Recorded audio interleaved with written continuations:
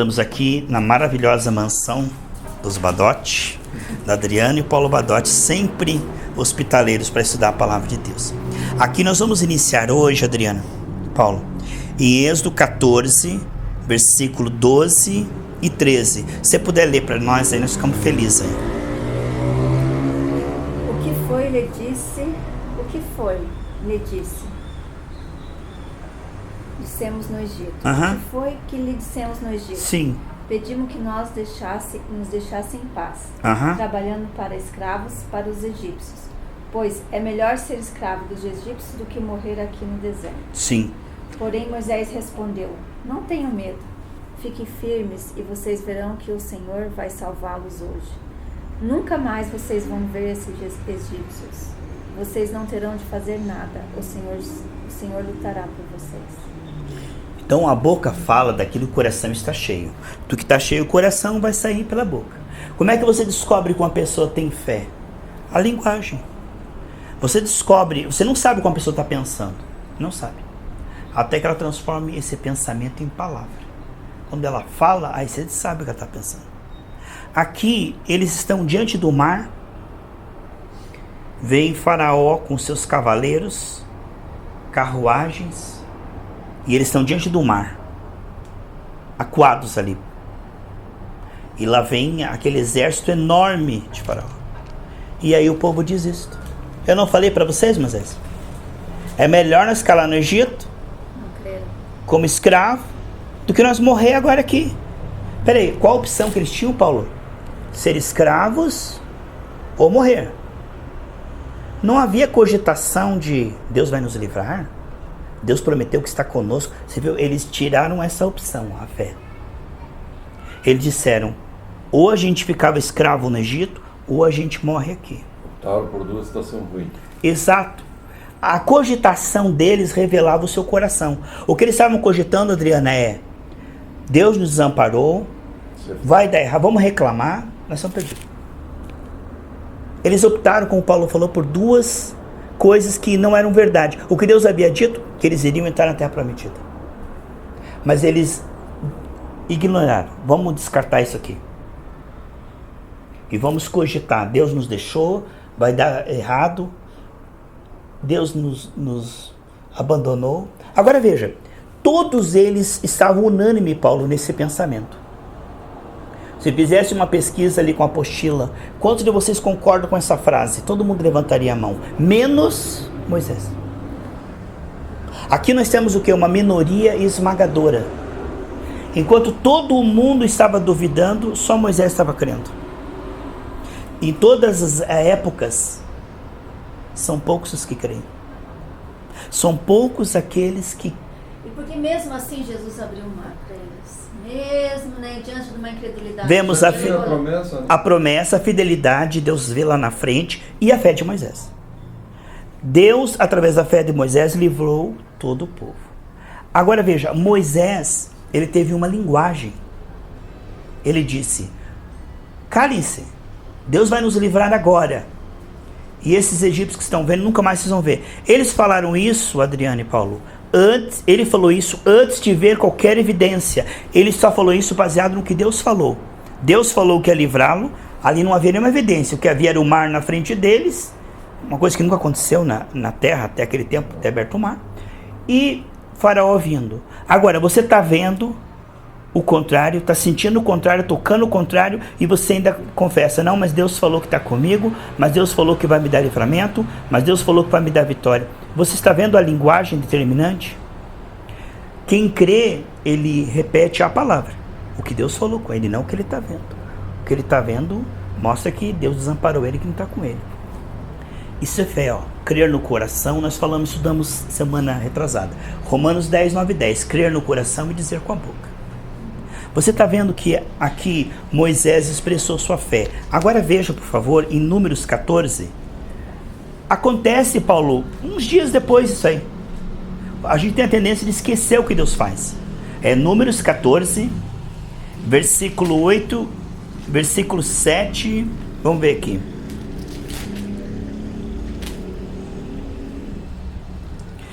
Números capítulo 14.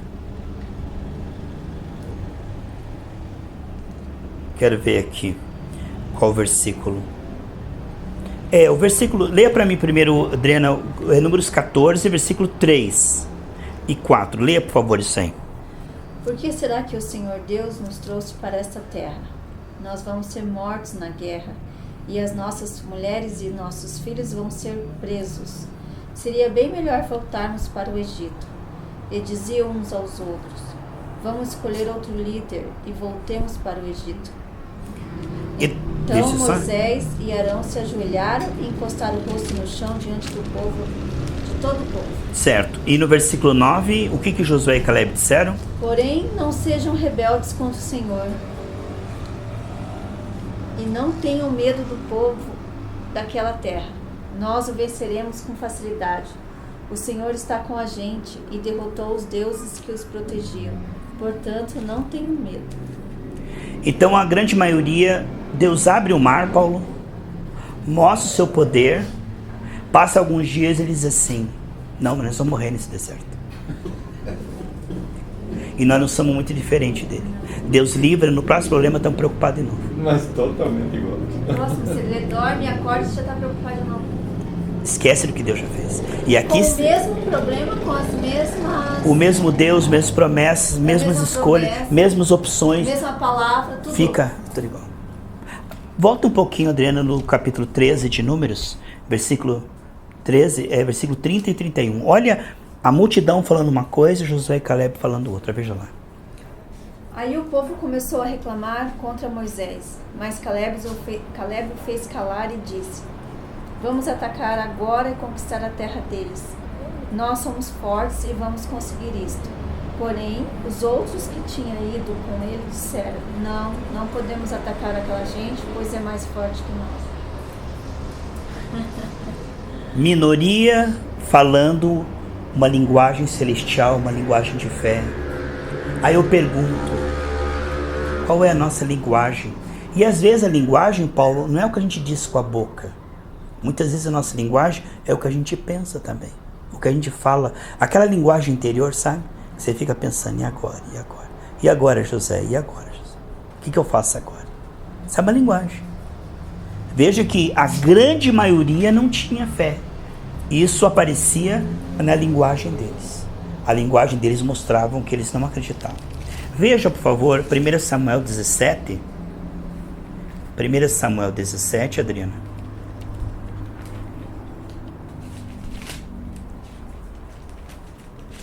Versículo 45 a 47. 1 Samuel 17, 45 a 47. Veio um gigante para afrontar Israel. Saul se escondeu de medo e falou: esse gigante apareceu porque Deus não está conosco. Esse gigante apareceu é porque Deus não está ouvindo nossas orações. Nós estamos desamparados, agora nós vamos morrer, porque agora vai dar tudo errado, porque Deus se esqueceu de nós. E todo mundo se escondia, o exército inteiro de Israel se escondia. Um homem só, Davi, só um, no meio do mundo inteiro. Toda uma nação com medo, um homem. Aqui era Moisés, aqui é Davi. Então nós temos que entender... Que fim deu Moisés nesse meio? Você sabe que Moisés, ele perseverou na fé até o fim, mas ele vacilou um momento lá, que ele ficou nervoso com esse povo teimoso, Paulo. Chegou um dia que o povo começou a murmurar que queria água, não sei o que lá. Aí Deus falou: vai lá e fale com a rocha que eu vou dar água para esse povo. Moisés chegou e falou assim: porventura eu e Arão vamos dar água para vocês, rebeldes, e bateu na rocha assim com ira. Aí Deus falou assim: por que você fez isso, Moisés? Você não vai entrar na terra prometida. Ele não entrou por causa disso? Porque você revelou um Deus irado, você não passou a minha glória. Você falhou. Aí ele falou, você levou Moisés num monte bem alto e falou assim: olha lá. Aí Moisés olhou a terra prometida. Tá vendo? Moisés tinha 120 anos, nenhuma doença, saúde perfeita, enxergando perfeito, saúde perfeita. Deus falou assim: põe a mão sobre Josué, agora Josué vai continuar a tua missão e eu vou levar você para o céu. E ele sem doença, porque tem gente que fala assim: ficar velho tem que ter doença, como é que Deus vai levar se não ficar doente? Moisés, Deus deu sopro, Paulo. Pegou o sopro dele e levou. levou ele. Com saúde perfeita. Aí, como Moisés representa a lei e Josué representa Jesus, que é a graça, então Josué dali por diante lutou as batalhas e fez o povo entrar. O que vemos que Moisés não entrou na terra prometida, mas depois ele entrou. Sabe como, Paulo? Uma vez Jesus estava no monte de transfiguração e ele começou a orar e a roupa dele ficou branca, ele começou a brilhar, transfigurou-se como se fosse um anjo. E ele estava perto da morte. E apareceu ali do lado dele Elias e Moisés. Então ali Moisés entrou na terra prometida. Elias e Moisés conversaram com Jesus, confortaram ele que ele ia passar pela cruz tal. Então você pode ver como Deus é misericordioso. Mas então vemos que Moisés tem uma linguagem de fé. É uma raridade, hein? Agora aqui nós estamos vendo quem tem essa palavra de fé. Veja aí, depois nós vemos Josué, né? Nós vemos Moisés, vimos Josué com fé. Agora vamos ver Davi. 1 Samuel 17, 45 a 47. Davi respondeu: você vem contra mim com espada, lança e dardo, mas eu vou contra você em nome do Senhor Todo-Poderoso, o Deus do exército israelita que você desafiou. Hoje mesmo o Senhor Deus entregará você nas minhas mãos, e eu o vencerei e cortarei a sua cabeça. E darei os corpos dos soldados filisteus para as aves e os animais comerem. Então o mundo inteiro saberá que o povo de Israel tem um Deus. E todos aqui verão que ele não precisa de espada ou de lanças para salvar o seu povo. Ele é vitorioso na batalha e entregará todos vocês nas nossas mãos. Então Deus encontra um amigo no meio de uma geração inteira, anda com essa pessoa. Ou Davi, ou eu, ou você, ou Paulo. Deus encontra um amigo, abre o coração dele. E essa pessoa, contra toda a evidência, Paulo. Ele um menininho pequeno, o outro era um gigante de guerra, formado. Só a espada, a lança dele assim era 4,5 kg, só a lança. 4,5 kg. A armadura dele pesava quase 50 quilos, a armadura dele. Era o senhor do Era o cara. guerra. Então, e nós vemos que eles têm uma coisa em comum, Paulo. Você pode ver em Moisés, nós vemos ali em Josué e aqui neles. Eles falam algo que é contrário ao que eles estão vendo. Eles estão vendo a coisa totalmente contrária, totalmente perdida, totalmente detonada. Parece que Deus desamparou, parece que não tem saída. E eles falam: Deus está conosco, nós vamos vencer, Deus vai me dar vitória. E esta fé que Deus opera o livramento. Deus leva você a crer, Ele é o autor e consumador da fé. Ele gera em você a fé, depois Ele gera em você uma palavra, que você vai falar, Paulo, o contrário do que você está vendo, sentindo, ouvindo. Davi falou: hoje mesmo o Senhor entregará você na minha mão. Ele falou isso como? Pela fé. Ele já estava vendo: olha, hoje mesmo o Senhor entregará você na minha mão, eu vou cortar a tua cabeça. Essa é a fé que crê no coração e fala com a sua boca. Romanos 10, 9 e 10. Agora veja, por favor, 1 Reis 18.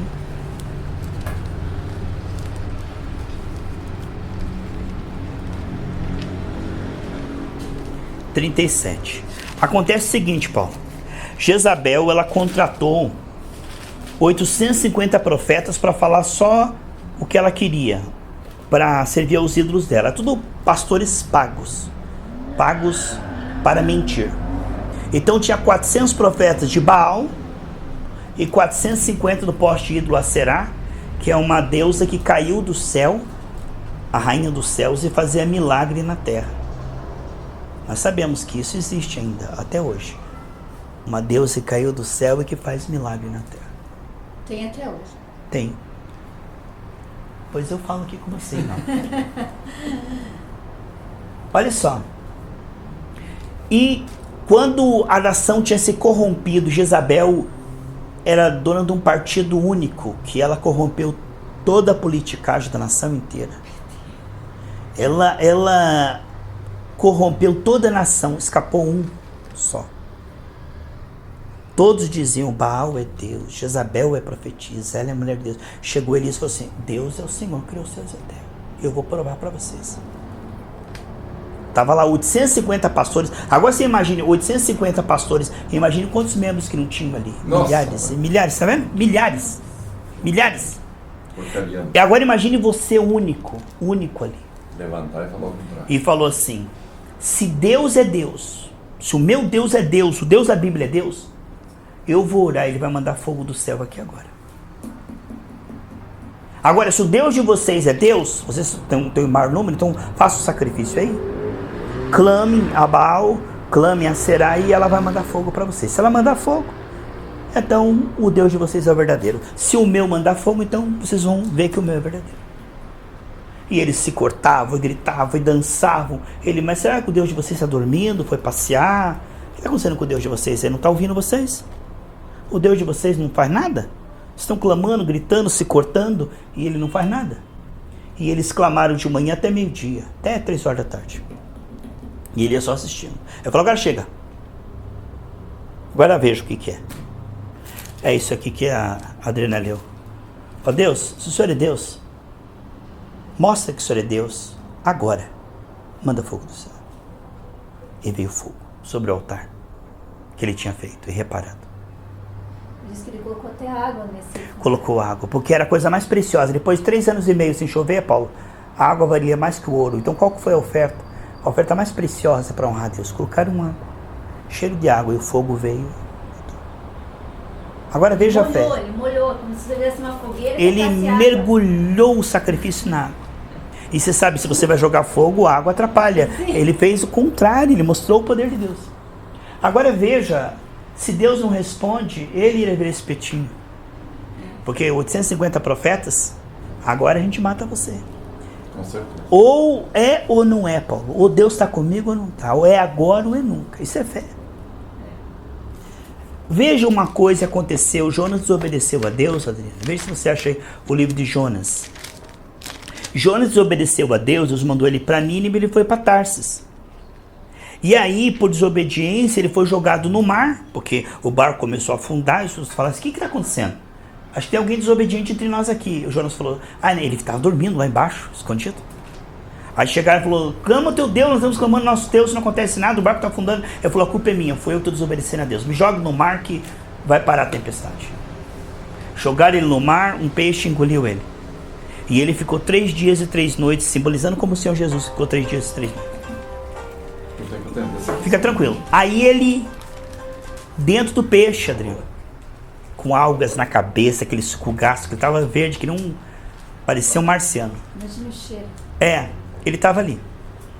3 dias e 3 noites dentro do peixe. Olha quanto tempo ele resistiu, quanto tempo ele teimou. Veja como Deus ele vai afunilando, ó o funil de Deus. A pessoa vai teimando e vai estreitando, Adriano. Vai teimando com Deus, a coisa vai ficando mais feia. Vai teimando com...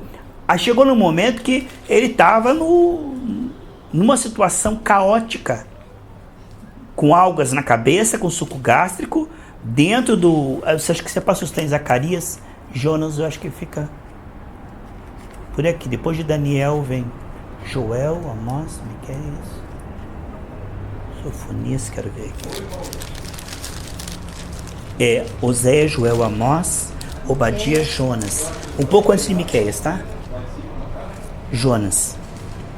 Aí acontece o seguinte, Adriano. Ele fica 3 dias e 3 noites ali dentro do peixe. Mas a fé, ela tem uma linguagem. E ela não é fé até que tem uma linguagem. Você pode até crer no coração. Mas se não tiver uma linguagem, não é fé. E aí veja o que ele diz em Jonas, capítulo 2. Então eu tenho que falar, eu tenho que profetizar. Não adianta profetizar se você não crê. Não adianta crer se você não profetizar. Não adianta profetizar se você não crê. Então você tem que fazer os dois. Você vai alimentando a sua fé, Adriana. Vai ouvindo a palavra. Nós estudamos aqui semana passada que a fé vem pelo ouvir a palavra de Deus, Romanos 10, 17. Você vai alimentando a fé, Adriana. A fé vai entesourando, vai enchendo teu coração de boas palavras aqui, vai enchendo. Na hora da luta você tem que falar. Se você não falar, Deus não te livra. Mas falar o que? A circunstância, o problema que você não consegue, ou falar a palavra? Veja o que Jonas falou naquela situação caótica. O que ele falou? Jonas 2, 9 e 10. Mas eu cantarei louvores e te oferecerei sacrifícios, e cumprirei o que prometi. A salvação vem de Deus, o Senhor. Então o Senhor deu ordem ao peixe, e ele vomitou Jonas na praia. Ele disse, do Senhor vem a salvação, E o Senhor falou, ele falou de salvação, então eu vou salvá-lo. Ele profetizou salvação quando havia morte iminente. Não havia saída. Imagine, Paulo, você está 3 dias e 3 noites no ventre de um peixe, com o suco gástrico, você está verde, parecendo um marciano, corroído, com algas na cabeça, aquele escuro, 3 dias e 3 noites. Aí você pega e fala assim, do Senhor vem a salvação. Como é que se espera que uma pessoa fale isso? Ele diz, do Senhor vem a salvação. E aí o que aconteceu, Adriana? Aí o Senhor o tirou do peixe, depois desta palavra. Como é importante a palavra na hora da aflição, Paulo. A pessoa, quando ela está atribulada, as palavras dela não prestam. Quando ela está chateada, magoada, emburrada, quando ela está ansiosa, ela fala palavras e aí que vem mais demônio ainda. A Bíblia diz que quando nós falamos as palavras certas, Deus envia anjos. O anjo falou, Daniel, por causa das tuas palavras eu vim. Mas quando a pessoa casa que tem muita murmuração, que tem muita coisa, vem demônios, aí fica pesado, salopro, pesadelo, mal-estar. As palavras chamam, elas atraem. Então, quando você está passando uma pressão desta, e mesmo assim você diz a palavra de Deus, a palavra de Deus ela é luz nas trevas. Ó, aqui está trevas, você está com luz, o mal sai e Deus se manifesta. Deus habita no meio dos louvores. Para nós orarmos, vamos concluir com João 11. Isso é um exemplo para nós. Ó, veja só. Quantas vezes, Paulo, a gente tem uma fé boa, mas a gente não tem palavras correspondentes. A gente não tem uma linguagem da fé. Então, a fé sem obras ela é morta. A fé sem a palavra da fé, a palavra que decide, a palavra que determina é a palavra da fé. Ó, enquanto você não tem uma palavra da fé, Deus não liga no céu. Você liga na terra, Deus liga no céu. O Pai Nosso diz assim, seja feita a tua vontade na terra como no céu. Muitas vezes a fé nossa está correta, mas as palavras, a linguagem, nós não falamos. Veja o que Jesus diz em João 11, para nós poder orar aqui junto, tá? João 11, 42 até... o 42 e o 43 por enquanto, tá? Por favor. João 11, 42 e 43. Eu sei que sempre me ouves, mas eu estou dizendo isso por causa de toda essa gente que está aqui, para que eles creiam que tu me enviaste. Depois de dizer isso, gritou, Lázaro, venha para fora.